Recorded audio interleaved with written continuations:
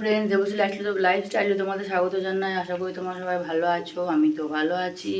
আজ তোমাদের সামনে রেসিপি শেয়ার করলাম মোচার কোপ্তা কারি। মোচা আর আলু আমি সিদ্ধ করে রেখেছি, কুচনো পেঁয়াজ দিয়েছি, এখানে আমি কর্নফ্লাওয়ার দিয়েছি, কালো জিরে দেবো, অল্প বেসন দেবো, জিরে গুঁড়ো, পরিমাণ মতো লবণ, হলুদ, এটার মধ্যে সব আমি দিয়ে দিয়েছি। এবারে মাখিয়ে নেব। একটা ডিম ভেঙে দিয়ে দেবো।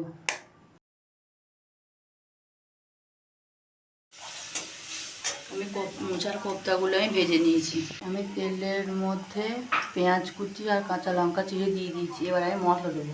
আদা বাটা, পেঁয়াজ বাটা, রসুন বাটা, একটু চার মগজ বাটা, এটাতে দিয়ে দেবো গুঁড়ো মশলা দিয়ে দেবো, হলুদ গুঁড়ো, জিরে গুঁড়ো, ধনে গুঁড়ো, কাশ্মীরি লঙ্কা গুঁড়ো, স্বাদ মতো লবণ। আমি একটু লাল লাল করে ভেজে নেবো, যতক্ষণ না আপনার তেল থাকে ততক্ষণ। মশলা থেকে তেল ছেড়ে দিয়েছে, আমি এবার জল দিয়ে দেবো। ঝোলটা ফুটে উঠলে আমি কোপ্তাগুলো দিয়ে দেবো। ঝোলটা ফুটে উঠেছে, আমি এবার কোপ্তাগুলো দিয়ে দেবো।